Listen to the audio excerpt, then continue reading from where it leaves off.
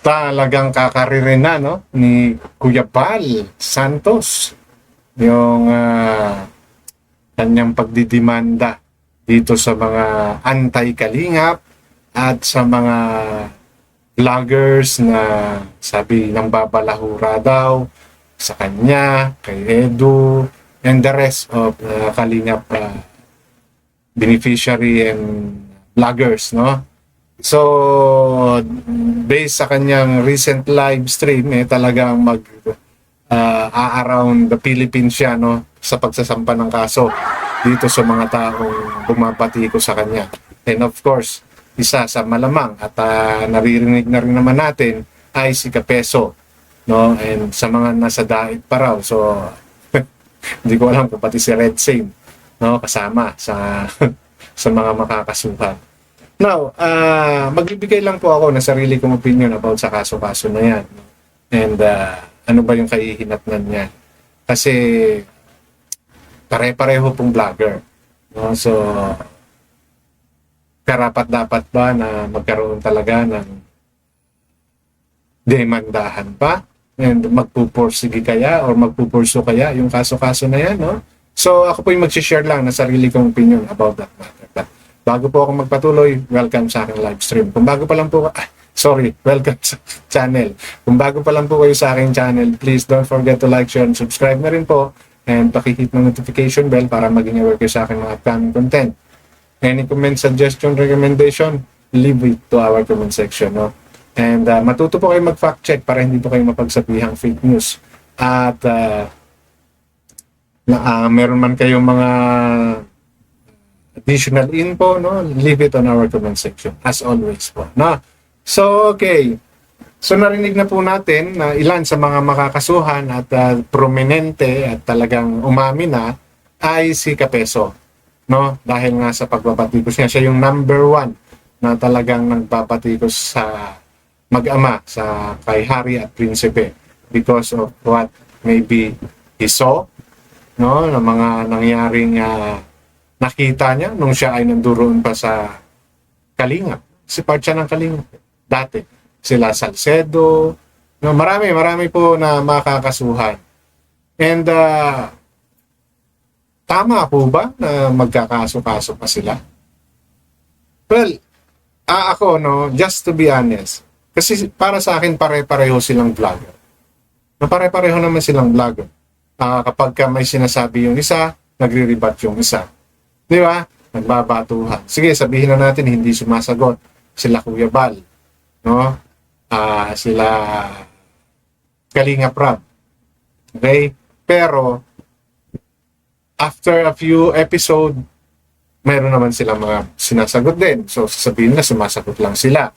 No? So, ang sasabihin naman ng anti-Kalingap, mayroon kaming mga pruweba, no, na magpapatotoo dito sa inyong mga sinasabi. No? So magkakaroon ng palitan talaga ng kanya-kanyang opinion. Ang akin lang dito is paano i-weigh yan ngayon. Kasi pare-pareho kayong vloggers. Di ba? Nagbibigay ka ng opinion mo, nag-criticize ka, kinikriticize mo rin yung isa. Di ba? Kasi ewan ko kung paano kakatigan ng kung sino man na magiging judge yung sitwasyon na yan. Dahil pare-pareho kayong vlogger Maaring maisip pa nga ng kung sino mag-judge na maglilitis or titingin sa kaso ninyo, baka sabihin, nagagamitan din lang naman kayo. Tapos ginagamit nyo pa yung yung demanda na yan. No? Hindi ko po sinasabi na bawal magdemanda. No, rights po ng bawat tao yan na magdemanda, magreklamo. Kaya lang, titignan po natin yung sitwasyon. Di ba? Unang-una, some of those na mga nagdidemanda is para lang pahirapan. No? Kasi, hindi po biro ang pera dyan. At saan po manggagaling yung pera? Di ba ngayon, may mga sinasabi na nanunulisit. O may piso-piso na. Di ba? May mga nagpapalipad na sinasabi, pangtulong sa pamasahe mo, sa pagpunta mo kung saan-saan. Kapag kinasuhan ka na. So, sa kanino po nanggagaling? Hindi naman po yung mga vloggers ang gumagastos din eh. May gastusin man ng mga vloggers, kasino lang yan. Alalahanin po ninyo, yung attorney pa lang. Acceptance fee pa lang ng attorney, magkano ba? No? Yun yung sa akin. So, kumbaga, ang napupurnada dito is yung mga taong nag-sponsor o yung mga supporter. Sige, sasabihin nyo, kasi wala naman siyang pang gastos, pang ano sa kanya. And same thing din naman sa kabilang side. Ganun din naman. Suportado rin naman ang sponsor yan. Of course, ganun talaga yon. Ang sa akin dito, ang punto ko rito is sino ang nadadamage? Yung mga sponsor. At may kahahantungan ba yung kaso? Sige, sabihin natin, para lang matigil. Ha? Para lang humupa yung sitwasyon. Yun yung sinasabi ng iba. Panakot. Diba? Kasi, aminin natin sa hindi. No, aminin natin sa hindi. Sa sistemang meron tayo dito sa Pilipinas, taon ang bibilangin ng mga kaso-kaso. Eh, yun na ngang mga sikat eh. Di ba? Naiintindi ba? Nakakasuhan ba? Eh, what more pa yung mga ganitong mga maliliit. Di ba? At pare-pareho pang mga vloggers. Okay, ang punto ko po sa paggagawa ko ng opinion ko to, ng reaction ko na to, bakit hindi nyo na lang po patunayan sa isa't isa? No? Sagutin na lang ninyo para pare-pareho rin lang kayo may content. Di ba? Sige, makasuhan. Ano yung pinaka-latest? Ano yung pinaka-magiging kaso? Cyber libel? Defamation? As far as I know, ano yan? Correct me if I'm wrong. Napipiyansahan yan. Pwede magpiyansa. Di ba?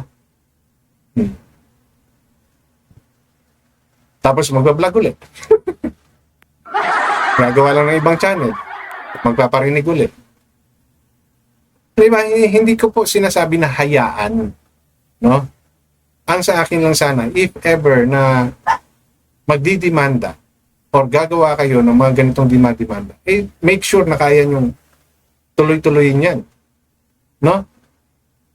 Ang nakikita ko lang kasi, no, pasensya na, ito yung opinion ko lang naman, hindi ko naman sinasabi na ganun yung isipin ninyo, no? Ako po yung nagsishare lamang sa sarili kong pagkakaunawa dahil I've seen several, ito pong channel ko ay isa lang ito, no, sa mga may channel ako.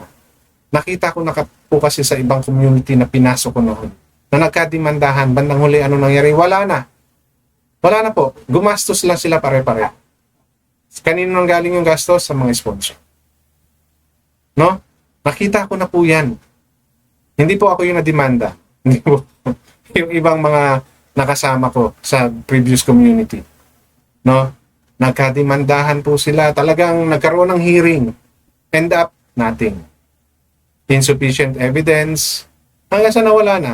Ano nangyari? Pare-pareho lang silang na-stress. Now, kung si Kuya Bal, si Kuya Bal kasi talaga yung porsigido, no? Ano ang mangyayari lang dyan? Well, kay si Kuya Bal kasi, sabi niya naman, di ba? Content niya, magiging content niya yung pagkakaso, di ba? Yung pagdidemanda. Okay? So, ang ano dito is may patutunguhan ba? Sorry Kuya Bal, at doon sa mga supporters ng Kuya Bal. May patutunguhan ba? Or it's just part of the content? Magkakaroon po ba talaga? Matutulad po ba to kay Makagago at kay FLM? No? Sige, sabihin natin matulad kay FLM. No? Kasi si FLM talagang nakasuhan. Nakulong pa nga. Pero nakapagpiyansa. So same thing. Piyansahan, lalamig ng konti. Pag makalamig-lamig na ng konti, balik na naman. So, ito po ay ano lang, no?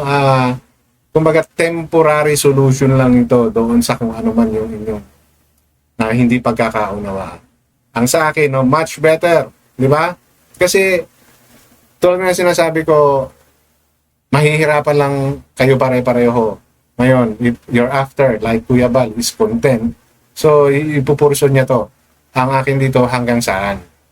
Di ba? Hanggang ba sa makasuhan? Hanggang sa ano? Para madala? I don't think may madadala dyan. No? Lager po yan, dinanas na nila yan. So, lalamig lang ng konti yan, pero tutuloy pa rin. No? So, ako, no, kung ako po ang tatanungin, since pare-pareho rin naman kayo naghahanap ng content eh. Si Kuya Bal, gusto niya ng content eh. Di ba? Answer. No? Answer ninyo yung inyong mga binabato nila. No? Sagutin na lang ninyo. Kasi yung binato nila sa inyo, dito sa mga live nila or sa mga content nila, ganun din naman, ibabato din nila na yan sa inyo. No? Pagka nagkakortihan. Ang ano ko rin kasi rito, how long it will take.